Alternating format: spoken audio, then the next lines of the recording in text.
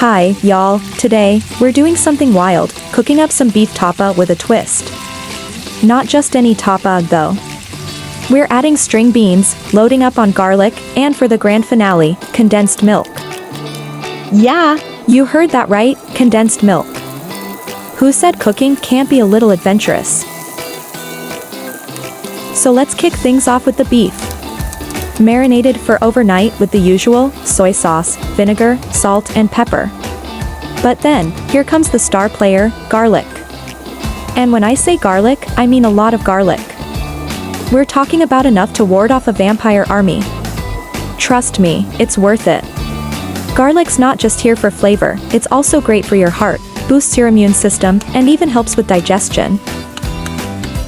Now, let's stir-fry the beef until it's nice and caramelized. The smell?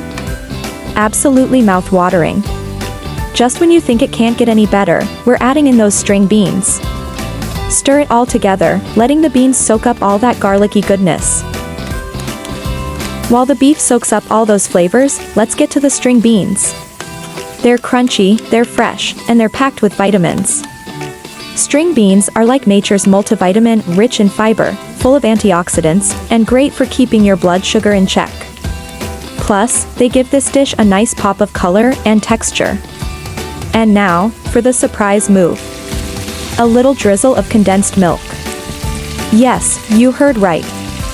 This gives the dish a subtle sweetness that pairs so well with the savory beef and the bite of garlic.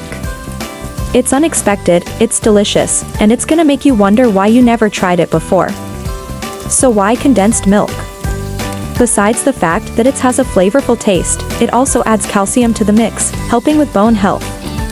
And it's a great source of energy, too. Who knew dessert and dinner could join forces so perfectly? Tender beef, crunchy beans, and just a hint of sweetness from the condensed milk. It's like a little symphony of flavors on your plate. Before I dig in, a quick heads up, I'm working with some less than perfect kitchen tools, so if the camera gets a little wobbly, just roll with it. Oh, and don't forget to remove the excess oil before eating. Cooking is all about improvising, right? And if you're feeling dizzy, trust me, I'm right there with you. So grab a fork and let's dig into this sweet and savory tapa.